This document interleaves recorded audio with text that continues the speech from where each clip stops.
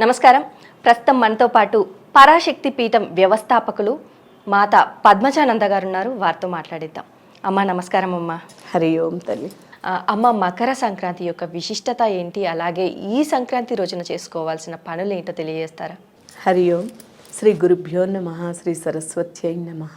సర్వమంగళ మాంగళ్యే శివే సర్వార్థ సాధికే శరణ్యే త్రయంబకే దేవి నారాయణి నమోస్తు. మకర సంక్రాంతి అంటేనే మనకి పేరులోనే ఉంది తల్లి. ఏంటంటే సంక్రమణం, ప్రతి నెల కూడా సంక్రమణం ఏర్పడుతుంది. అంటే సూర్యుడు ఒక రాశిలో నుంచి ఇంకొక రాశిలోకి ప్రవేశించినటువంటి కాలం ఏదైతే ఉందో దానిని సంక్రమణ కాలం అంటారు. సంక్రమణం అంటే దగ్గర అవ్వడం అని అర్థం. ప్రవేశం అని కూడా చెప్పచ్చు మనం. ఏం ప్రవేశము? సూర్యుడు ఆ యొక్క రాశిలోకి, మనకు ఉండేటువంటి 12 రాశులు కూడా, ఈ 12 రాశుల్లోనికి కూడా సూర్యుడు ప్రయాణిస్తూనే ఉంటాడు. అయితే ఇందులో ముఖ్యంగా మనం కన్యా రాశిలో ప్రవేశించినప్పుడు ఒకటి బాగా చేసుకుంటాము, అంటే అప్పుడు దక్షిణాయన కాలం మొదలవుతుంది.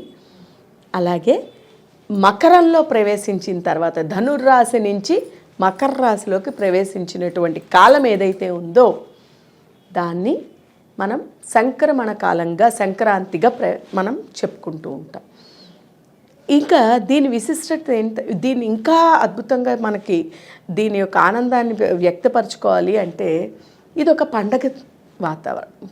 మనం చూడండి, మనకు ఉండేటువంటి మన సనాతన ధర్మం, హైందవ ధర్మాల్లోని ఇప్పుడు మనం దసరా తీసుకుంటే అమ్మవారి పూజలని, వినాయక పూజ అని చేస్తూ ఉంటాము. వినాయకుడికి అని ప్రత్యేకించి చేస్తాము.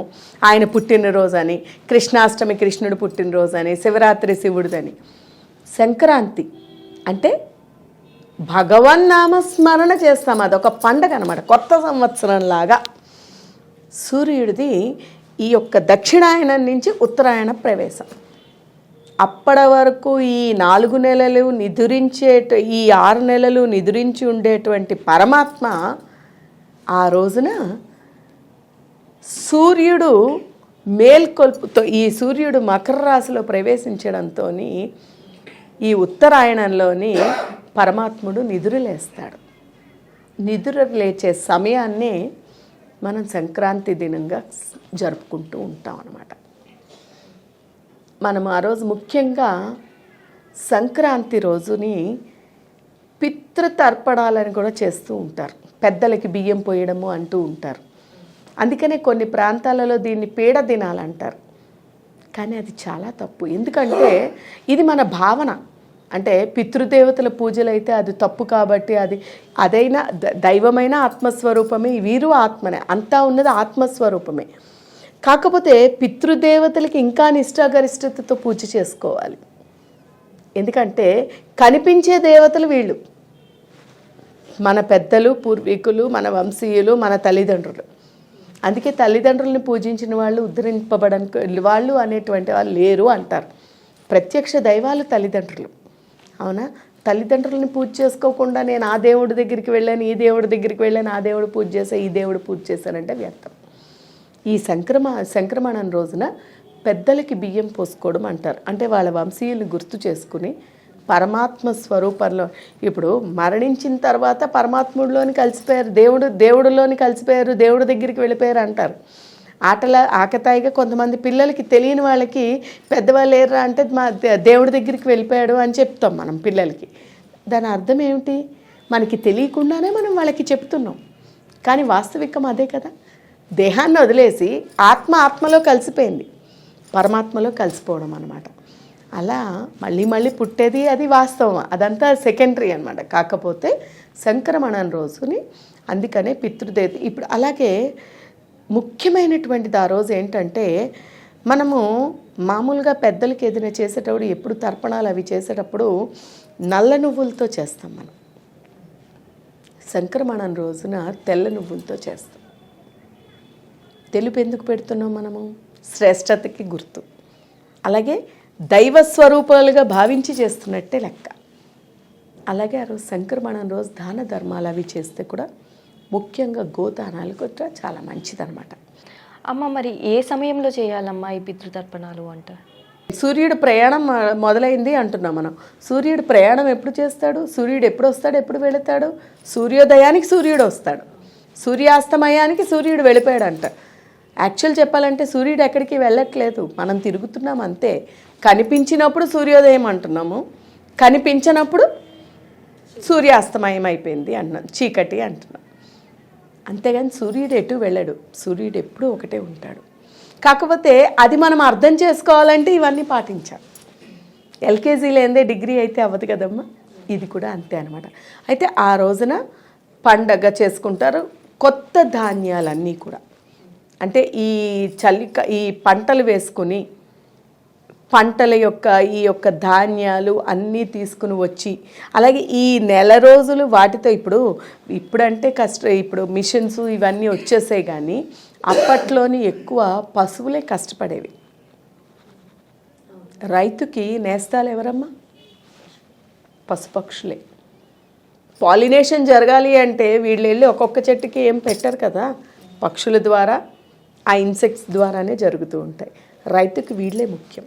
అందుకే దీన్ని రైతుల పండగ అని కూడా అంటూ ఉంటారు. గ్రామాల్లోనే ఎక్కువ బాగా చేసుకుంటూ ఉంటారు. ఎందుకంటే రైతులకి ఈ యొక్క పంట వచ్చేటువంటి సమయం అన్నమాట ఇది. దాని సందర్భంగానే చక్కనైనటువంటి పిండి వంటలు అన్నీ చేసుకుంటూ ఉంటారు. అలాగే సంక్రాంతి రోజు ముఖ్యంగా పొంగలి వండుతారు. మీకు తెలుసో తెలీదో, కొత్త కుండ తీసుకుని వచ్చి పొంగలి వండుకుంటారు. ఎందుకు పొంగలి వండుతారు అంటే ధాన్యం కొత్తగా వచ్చే కదా తల్లి, ఈ వచ్చినటువంటి ధాన్యంతో అంటే కొత్త బియ్యం మాకు వచ్చింది కాబట్టి నీ వాటా, నీకు ప్రసాదం, నీకు పెట్టేస్తున్నాము అనేటట్టు పాలు పొంగడం. అలాగే ఇక్కడ మనము సూర్యుడు ఉత్తరాయణానికి ప్రయాణం అవుతున్నాడు, సూర్యుడు దగ్గరికి వస్తున్నాడు అంటే అర్థము సూర్యుడికి చాలా ఇష్టమైంది. మనం మాఘమాసంలో కూడా పాలు పొంగిస్తూ ఉంటాం. మొదలు మనం పెట్టేది ఎప్పుడంటే మాఘం వచ్చే కంట ముందు సంక్రమణం రోజున పాలు పొంగిస్తాం.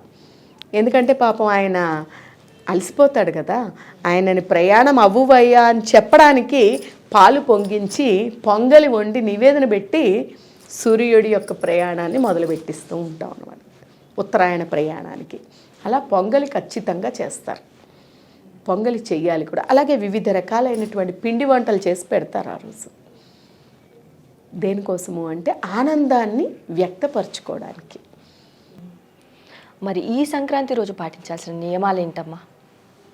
సంక్రాంతికి ప్రత్యేకించి నియమాలు అంటే వాస్తవంగా చెప్పాలంటే ఏమీ లేవమ్మా. ఎందుకు అంటే ఇది ఒక పండగ వాతావరణం. ఎప్పుడైనా సరే ఉండాల్సిన ముఖ్యమైనటువంటి నియమం మనసు స్వచ్ఛంగా నిర్మలంగా ఉంచుకోవడం, ధర్మాన్ని తప్పకుండా ఉండడం, నీవు చేయాల్సినటువంటి కర్మ నువ్వు కరెక్ట్గా చేయడం. అక్కడ కర్మ అంటే వేరే ఏం కాదమ్మా, పని. ఇప్పుడు ఒక్కొక్క ప్రాంతానికి కావచ్చు, లేకపోతే ఒక్కొక్క కుటుంబానికి కావచ్చు, ఒక్కొక్క రకమైన పద్ధతి ఉంటుంది, అందరికీ ఒకలాగా ఉండదు. అలాగే కొన్ని ఇళ్లల్లోని సంక్రాంతికి బొమ్మల కొలువులను పెడతారు. కొన్ని ప్రాంతాలలోని కొన్ని కుటుంబాల వాళ్ళు బొమ్మల కొలువులను పెడతారు. కొంతమంది కొన్ని నోములు చేసుకుంటూ ఉంటారు. అవి ఏవి కూడా మానకూడదు. అంటే నీ యొక్క ధర్మాన్ని నువ్వు నిర్వర్తించడమే ముఖ్యమైనటువంటి నియమం. మనము ఏదో యాంత్రిక జీవనం లేకపోతే ఈ యొక్క పాష్ లైఫ్కి అలవాటు పడ్డాం కదా అని మనం వదిలేసుకోకూడదు. ముఖ్యంగా పెద్దలని యొక్క ఆశీస్సులు తీసుకోవడంతో పాటు ఇంటి ఇలవేల్పు, ఇది చాలా ముఖ్యమైనటువంటి విషయం అమ్మ. ప్రతి ఇంటికి కూడా ఒక ఇలవేల్పు ఉంటుంది. ఈ రోజుల్లో ఇలవేల్పును వదిలేస్తున్నారు. ఎక్కడెక్కడికో తిరుగుతారు. మేము రిషికేశ్ వెళ్ళిపోయామండి, మేము ఇక్కడికి వెళ్ళిపోయామండి, మేము బద్రీ కేదారి ఇవన్నీ అయిపోయాయండి అంటాం. అన్నీ చేసేసుకున్నామండి అంటారు.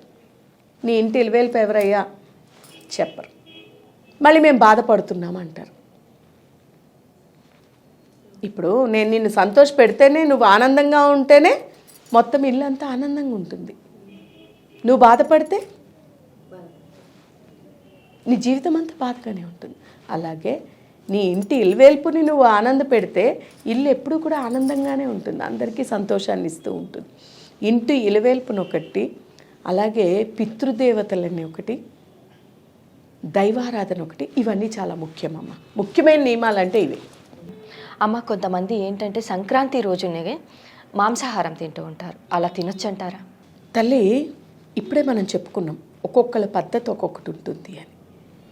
ఈ పద్ధతి అసలు వాస్తవంగా చెప్పాలంటే జీవహింస మహాపాపం. మాంసాహారం అనేదే తప్పు. ఎందుకంటే ఒక జీవిని బాధ పెట్టి నువ్వు సంతోషపడుతున్నావు. కానీ ఈ కాలచక్రంలోని, అలాగే ఈ యొక్క ధర్మంలోని, భగవత్ కాలంలోని ఒక్కొక్కరికి ఇప్పుడు ఏమంటారు, పులిని సింహాన్ని తీసుకొచ్చి నువ్వు మామూలు అన్నం పెట్టు, తృప్తి పడుతుందా? మృగజీవులు అవి, మృగాలు అంటారు అందుకే వాటిని. అంటే జన్మతహా వచ్చిందని ఎవరు ఏం చేయలేరు. అది దానిని జయించడం అనేది గొప్ప. ఇప్పుడు బ్రాహ్మణుడు మాంసాహారం తింటే అది పెద్ద ఇదవుతుంది, హిట్. ఎందుకంటే నువ్వు జన్మతహా ఎత్తినటువంటిది ఏముందో అది వదిలేసి నువ్వు దారి తప్పావు. అదే మాంసాహారం తినేటువంటి వాడు వదిలేశాడంటే అది సెన్సేషనల్ అవుతుంది. అది మంచిది, మంచి పరిణామానికి దారి. బ్రాహ్మణుడు తిననివాడు తింటే చెడు పరిణామానికి దారి. వాడి పతనం వాడు కొని తెచ్చుకుంటున్నాడని. తినేటువంటి వాళ్ళు వాళ్ళకే విరక్తి అనేది కలిగో లేకపోతే ఏదో జరిగి అలా అని ఎవరిని ఏది ఫోర్స్ చేయకూడదమ్మా. ముఖ్యమైనటువంటి విషయం, ఫోర్స్ అనేది ఎవరికి ఏది చేయకూడదు. తనకి తానుగానే మార్పు వచ్చి చేస్తే అది ఎప్పటికైనా శాశ్వతంగా నిలుస్తుంది. అందుకని సంక్రమణం రోజు వాస్తవంగా అయితే చాలా తక్కువ. ఆ రోజు పండగ చేసుకుంటారు కానీ ఆ రోజు కనుమ రోజు చేస్తారు సాధారణంగా. కానీ కొంతమంది నువ్వు అన్నట్టు సంక్రమణం అదేంటంటే నాలిక రుచులు కోరుతుంది, లేకపోతే నాలిక కోరుతూ ఉంటుంది అనేటట్టు కొంతమందికి ఆ జిజ్ఞాస ఎక్కువ ఉంటుంది. పీడ పండగలు అంటూ ఉంటారు అని చెప్పాను కదమ్మా. కొన్ని ప్రాంతాల వాళ్ళు ఇదొక పీడ దినాలు అంటూ ఉంటారు. ఈ పీడలో ఏది చేసినా పర్వాలేదు అనేటట్టు వాళ్ళు అలా భావిస్తూ ఉంటారు. అది వాస్తవంగా ఆ రోజు చెయ్యకపోవడం అనేదే మంచిది. ఎందుకంటే మనం సూర్యభగవానుడికి ఏం చేస్తున్నాం? పాలు పొంగిస్తున్నాం. ఆయన యొక్క ప్రయాణానికి మనం నమస్కరించుకొని, నాయన నీ ప్రయాణం బాగా సాగించి మమ్మల్ని ఆనందపరచు అని పూజ చేస్తున్నాం. ఇప్పుడు ఈ సందర్భం వచ్చింది కాబట్టి చెప్తున్నారమ్మ. ఆదివారం సూర్యభగవానుడిది. వాస్తవంగా చెప్పాలి అంటే ఆ రోజు చాలా బ్రహ్మాండంగా నిష్టగా పూజ చేసుకున్న, నిష్టగా ఉంటే, నిష్టగా ఇన్ ద సెన్స్ మన ఈ మాంసాహారాలు అవి కూడా చెయ్యకూడదు అసలు. కానీ మన దౌర్భాగ్య స్థితి ఎలా వచ్చింది అంటే ఇప్పుడున్న రోజులు ఆదివారం రోజే మరి విపరీతంగా తింటారు. అవునమ్మా, అవునా? ఇప్పుడు ఇది కూడా అటువంటిదే. సంక్రమణం రోజు ఆ రోజు సూర్యాగమనం చేస్తున్నాం మనం, సూర్యుడి ప్రయాణానికి మనం సందిగ్ధం చేస్తున్నాం. కానీ ఆ రోజు సూర్యభగవానుడికి వ్యతిరేకంగా మనం మాంసాహారం చేస్తాం. వాస్తవం అయితే చెయ్యకపోవడం అనేది మంచిది. కాకపోతే ఇప్పుడు మనం చెప్పుకున్నాం కదా, ఒక్కొక్కళ్ళ ధర్మం ఒక్కొక్కలాగుంది. ఇప్పుడు వాళ్ళకి జన్మతహా అదే వచ్చింది అంటే, ఇప్పుడు కాటికాపర్ ఉన్నాడు, కాటికాపర్ని నువ్వు ఆయనకి తెలిసిన వృత్తి ఏంటి? ఆ శవాల్ని ఇది చేయడము, దాంట్లో దొరికింది. చండాలుడు ఉన్నాడు, అతని వృత్తి అది. అవునా? చెత్తలు తీసుకువెళ్ళే వాళ్ళు ఉన్నారమ్మా. మన ఇంటి చెత్తనే మనం ఒక 2 నిమిషాలు భరించలేము. మరి వాళ్ళు ఆ చెత్తల్లోనే ఉంటారు. జన్మతహా వాళ్ళకి అలాంటిది జన్మ ఇచ్చాడు, ప్రారంధ కర్మానుసారంగా వస్తూ ఉంటుంది. అలా వచ్చింది తప్ప ప్రత్యేకించి ఆ రోజు మాంసాన్ని తినేటువంటి వారు నిషేధించడం మంచిది. సూర్యుడు ప్రయాణం అనేది మొదలు పెడుతున్నాడు కాబట్టి మనకి మంచి జరగాలి, సంవత్సరం ఈ ఉత్తరాయణంలో పరమాత్ముడు అనుగ్రహం కలగాలి అంటే వీలైనంత వరకు అవాయిడ్ చేయడం అనేది చాలా ముఖ్యం. అలాగే అమ్మ, సంక్రాంతి యొక్క విశిష్టతని చాలా చక్కగా వివరించారమ్మా. ధన్యవాదములు. హరి ఓం.